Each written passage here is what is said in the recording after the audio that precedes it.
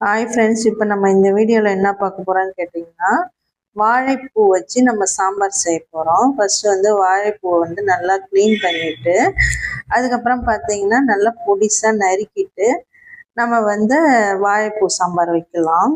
இதுக்கு தேவையான பொருட்கள்லாம் என்னென்னு பார்த்தலாம். ஃபஸ்ட்டு இந்த வாழைப்பூவில் பார்த்தீங்கன்னா இரும்பு சத்து, நார் சத்து, இரத்த சோகை, மலச்சிக்கல், கர்ப்பப்பை பிரச்சனைன்னு எல்லா பிரச்சனையுமே இதில் வந்து சரியாகும். இது பார்த்தீங்கன்னா 200 துவரம்பயிறு எடுத்துருக்கிறேன். நான் 2 வேளைக்கு வந்து இதை எடுத்துருக்கிறேன். இது பார்த்தீங்கன்னா வந்து நம்ம வந்து நல்லா வாஷ் பண்ணிக்கணும்.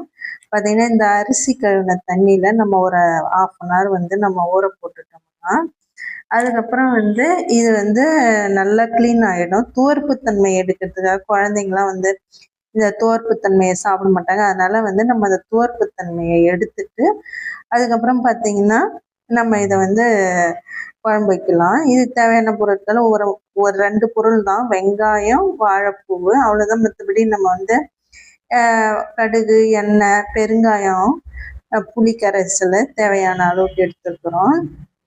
இது பார்த்தீங்கன்னா வந்து நம்ம வந்து உடம்புக்கு ரொம்ப நல்லது. சர்க்கரை நோய் உள்ளவங்க, அதுக்கப்புறம் வந்து இந்த மாதவிடாய் பிரச்சனை உள்ளவங்க, அப்புறம் குழந்தையின்மை பிரச்சனை உள்ளவங்க, இவங்கெல்லாம் வந்து இதை சாப்பிடும்போது பார்த்தீங்கன்னா நமக்கு ரொம்ப பெனிஃபிட் அதிகம். இந்த வந்து அந்த வாழைப்பூ வந்து பெண்களுக்கு வந்து ஒரு வரப்பிரசாதமே சொல்லலாம். இந்த மாதவிடாய் காலங்களில் இந்த ரத்தப்போக்கு உதிரப்போக்கு இருக்கிறவங்களுக்கு இதை சாப்பிடும்போது பார்த்தீங்கன்னா நம்ம அரைச்சி நம்ம வடிகட்டி அந்த காலையில் வெறும் வயிற்றில் குடிக்கும்போது இந்த அதிக உதிரப்போக்கெல்லாம் வந்து நமக்கு சரியாகும். அதுக்கப்புறம் பார்த்தீங்கன்னா இதை வந்து பல முறைகளில் வந்து இந்த வாழைப்பூவை நம்ம சாப்பிட்லாம். சூப்பாக வச்சு சாப்பிட்லாம், குழம்பு செஞ்சு சாப்பிட்லாம், அப்புறம் அடை தட்டி சாப்பிட்லாம். நம்ம பல பரிமாணங்களில் இதை சாப்பிட்லாம். அதுக்கப்புறம் பார்த்தீங்கன்னா இந்த கர்ப்பப்பை பிரச்சனை, அப்புறம்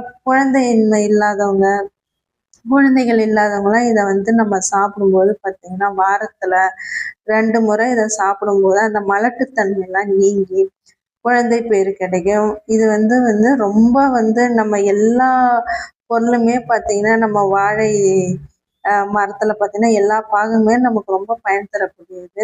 இலை பார்த்தோன்னா சாப்பிட்றதுக்கு, தண்டு, அப்புறம் பார்த்தீங்கன்னா அந்த அடி மரத்தை வெட்டிட்டு அதில் வந்து அந்த தண்ணி வந்து இருக்கும் கீழே. அந்த தண்ணியை குடிக்கும்போது இந்த கல்லீரல் பிரச்சனை, அந்த தண்ணியை வந்து நம்ம வெறும் வயிற்றுல குடிக்கும்போது அந்த கல்லீரல் பிரச்சனைலாம் சரியாகும். இதெல்லாம் நாங்கள் வீட்டில் பயன்படுத்தி பார்த்துட்டு தான் உங்களுக்கு சொல்கிறோம். இதை வீட்டில் ட்ரை பண்ணி பாருங்கள். ட்ரை பண்ணி பார்த்துட்டு எப்படி இருக்குன்னு சொல்லிட்டு கமெண்டில் சொல்லுங்கள். ரொம்ப ஈஸியான ரெசிபி. வெறும் 3 பொருளை வச்சு தான் நம்ம இதை செஞ்சுருக்கோம். இது வந்து ரொம்ப கொதிக்க விடக்கூடாது.